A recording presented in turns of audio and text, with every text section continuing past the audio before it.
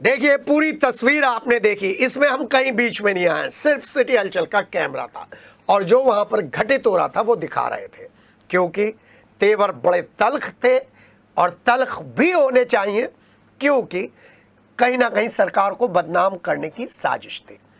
तो जब हम 1036 नियुक्ति पत्र सौंपे जाने के कार्यक्रम में पहुंचे तो सीएमओ डॉक्टर अशोक कटारिया से और विशिष्ट अतिथि कैंट विधायक अमित अग्रवाल से बातचीत करने का मन था, जहां पर सीएमओ डॉक्टर अशोक कटारिया ने बताया कि आंकड़े डाटा कलेक्ट करना, इंटरप्रेट करना, स्वास्थ्य विभाग की योजनाओं को जन जन तक पहुंचाना, इन सब न्यूली अपॉइंटेड गजेटेड ऑफिसर्स के लिए है और ये बड़ी महत्वपूर्ण पोस्ट है। इन सब लोगों को आसपास के क्षेत्र में नियुक्ति अपॉइंटमेंट दे दिया गया।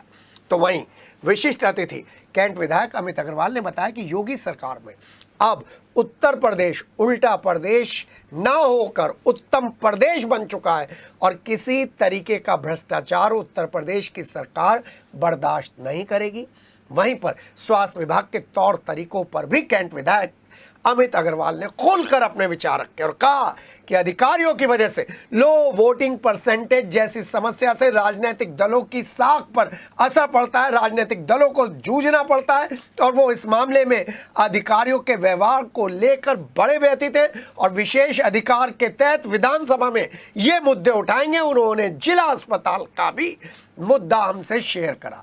देखिए पूरी बातचीत जिसमें शुभकामनाएं भी हैं और जिसमें रोष भी है। सिटी हलचल के साथ सिटी हलचल के कैमरे पर नए सीएमओ हैं डॉक्टर अशोक कटारिया और हमारे साथ पुराने चावल, मैं पुराने चावल इसलिए कहूँगा क्योंकि इतने सालों में ईमानदारी के लिए अमित अग्रवाल कैंट विधायक जाने जाते हैं और आज उन्होंने अपने पुराने रंग में उन लोगों को एक नैतिक पाठ पढ़ाया है जिनके कंधों पर जिम्मेदारी है। मौका बहुत इंपॉर्टेंट था नियुक्ति पत्र सौंपने का। तो सबसे पहले मैं डॉक्टर अशोक कटारिया से पूछता हूँ ये क्या कितना बड़ा मौका था और इन लोगों की क्या क्या ड्यूटी है? आज यहाँ पे 14 एआरओ का नियुक्ति पत्र सौंपे गए विधायक जी के द्वारा और इनकी ड्यूटी जो हमारे विभाग में आंकड़े आते हैं उनको उनकी गणना करना, देखना कि इसमें कुछ सुधार की ज़रूरत है कि नहीं है, हम कहाँ चल रहे हैं और हमें कहाँ पे पहुँचने की आवश्यकता है। और दूसरे जिलों से, दूसरे प्रदेशों से हम कंपैरिजन करके भी देखते हैं कि हम कहाँ पीछे चल रहे हैं और हम कहाँ पे हमें सुधार की आवश्यकता है। तो इस काम में इनका बहुत महत्वपूर्ण योगदान रहता है विभाग में, जिससे हमारे आंकड़े प्रेशर ठीक से प्रेषित हो और ठीक से उनको हम प्रेजेंट कर सकें और जिसमें हमारे प्रदेश को आगे बढ़ाया जा सके। जी हाँ, जिला अस्पताल से ड्यूटी थोड़ी सी डिफरेंट है। हाँ सर, कह सकते हैं इधर थोड़ा सा दूसरा ये है ड्यूटी करने का।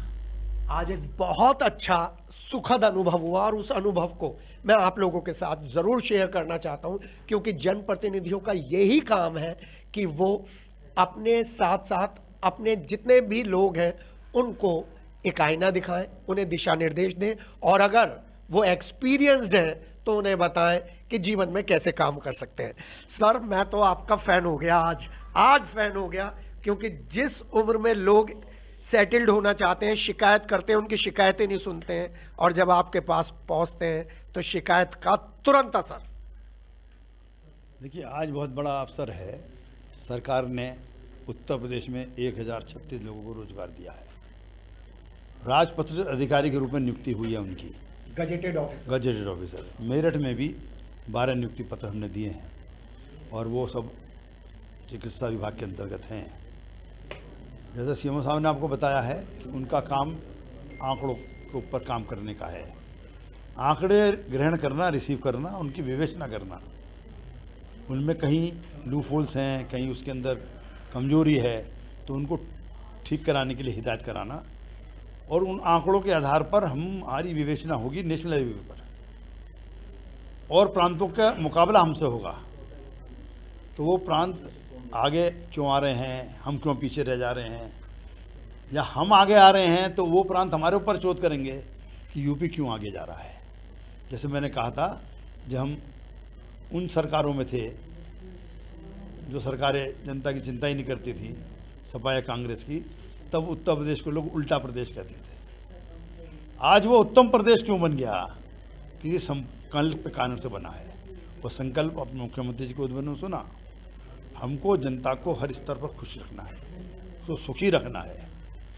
और देखिए आज आपने भी समाचार पत्रों में पढ़ा होगा, 5 साल में पहली बार आज 3.54 3.5 दर रह गई केवल महंगाई की। शोर मचा रहे हैं विपक्ष के लोग। आंकड़े तो निचले लेवल पर आते हैं, उन आंकड़ों को देखो ना। इससे पहले 3.99 थी, आज 3.54 है। तो ये आंकड़े जो हैं, इसी से सब आंकलन होता है। इन आंकलन को करने के लिए इन लोगों को नियुक्ति दी गई है।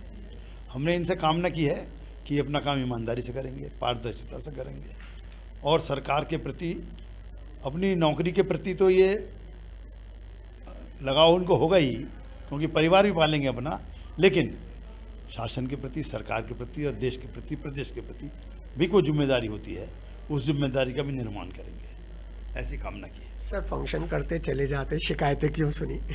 फंक्शन करते निकल जाते सर, जैसे सब लोग निकल जाते। नहीं, हमारा काम है। हमको तो राह में, मैं तो देखिए आपको मालूम है कि रात में भी अंधेरे में अपनी गाड़ी के अंदर लाइट जला के चलता हूँ। अंधेरी गाड़ी में क्या पता जनता को कौन जा रहा है,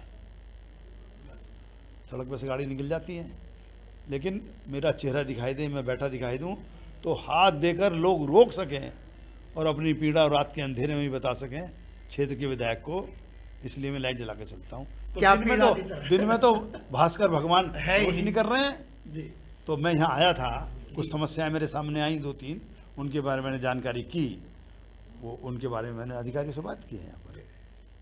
सर इंटर्नशिप का आपने एक बड़ा मुद्दा उठाया है, जनरली विधायक नहीं उठाते इंटर्नशिप का मुद्दा, क्या है और क्या जिला अस्पताल को आप कहना चाहेंगे? देखिए कोई नई पोस्ट बनी है SIC, हमने तो पहले कभी सुनी नहीं थी। कोई 250 बेड के जो अस्पताल हैं प्रदेश में, उनके जिम्मेदारी कोई AD लेवल के अधिकारी को दी गई है। पहले तो वो फ़ोन नहीं उठाती हैं, हमने फ़ोन किया, उसके बाद जब हमने पत्र लिखा तो एम्प्रेटिस के जो एप्लीकेंट हैं, ये बच्चा खड़ा था एक अभी, जी कहाँ चला गया वो कहीं और अप्रेंटिसशिप के लिए आया है यहाँ पर। जी। तो 2 बच्चों ने मई में अपना एप्लीकेशन दी, उनके बाद वाले बच्चों को तो नियुक्ति दे दी गई और उनको लटकाया जा रहा है। हमने पत्र लिखा तो उसके पत्र के जवाब में, लगाओ पत्र निकालो, वो पत्र के जवाब में उनको पत्र लिखा, उसकी कॉपी भी हमको भेजी है कि आप जनप्रतिनिधियों से ज़बरदस्ती प्रभाव डलवा रहे हैं। सर तो जनप्रतिनिधि ये मैं विधानसभा में विशेषाधिकार हनन के प्रस्ताव पर उनको माननीय अध्यक्ष जी को लिखूंगा। जी देखिए इन्होंने हमको भी उद्बोधित करते हुए लिखा है इसके अंदर। जी ये देखिए। जी हाँ, मैंने अपने संडे स्पेशल के डिस्कशन में साफ तौर पर कहा था, जब मुख्यमंत्री और 2 उप मुख्यमंत्री और प्रदेश उपाध्यक्ष खड़े होते हैं तो इतने बड़े कमरे में ये डिस्कशन नहीं होना चाहिए वोट क्यों कम मिले। इस तरीके से इन्वेस्टिगेशन होना चाहिए। अगर जनप्रतिनिधि उन लोगों की आवाज नहीं उठाएगा जिन्होंने वोट दिए और जिनके लिए उसको चुना गया है, और उनको उल्टा अधिकारी ये कह दे कि हाँ तुम जनप्रतिनिधियों से दबाव बनाते हैं, तो फिर विशेष अधिकार के तहत प्रश्न उठाना बनता है। सर बड़ी बात है सर।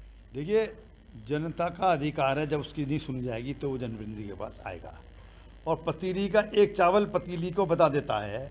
इसलिए जिस थाने की ज़्यादा शिकायत हम पर आती हैं तो हम समझते हैं थाने पर न्याय नहीं हो रहा, सुनी नहीं जा रही।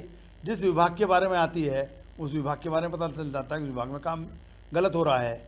हमने उनसे जानकारी मांगी कि हमको जानकारी दीजिए कि मई महीने में, जून महीने में, अप्रैल महीने में आपको कितने आवेदन प्राप्त हुए और आपने किस किस क्रम में नियुक्तियाँ दी उनको।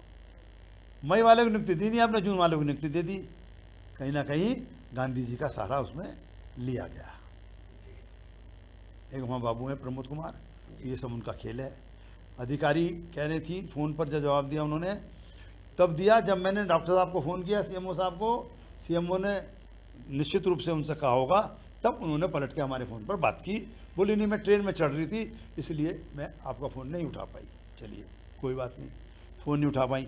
मैं लखनऊ मीटिंग में जा रही हूँ, लखनऊ से मीटिंग में लौटने के बाद आपने मुझसे बात करनी चाहिए थी, तब भी नहीं की। तब भी बात नहीं की, ऊपर से ये पत्र जारी कर दिया।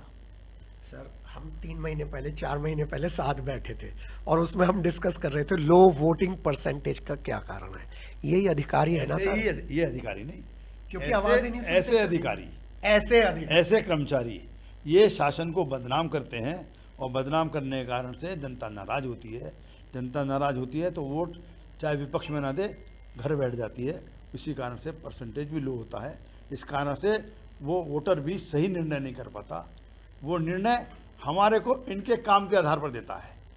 ये गलत करते हैं, वो हमारे खिलाफ वोट देता है। सर, नेशनल बजट में अप्रेंटिस के लिए विशेष प्रावधान रखा गया, तब नहीं मिल रही है सर। मैं इस विषय को लखनऊ दिल्ली जहाँ तक हो सकेगा वहाँ तक उठाऊंगा और मैं देखूंगा ये एसआईसी किस तरह से ठीक काम नहीं करेगी। जी हाँ, हमारे साथ अभी अमित अग्रवाल कैंट विधायक हैं और उन्होंने जिस तरीके से आज जन समस्याएं सुनी है उससे विश्वास जागा है कि मेरठ में भ्रष्टाचार के ताबूत में आखिरी कील जरूर ठोकी जाएगी। अपने सहयोगी वंश के साथ के सिटी हलचल।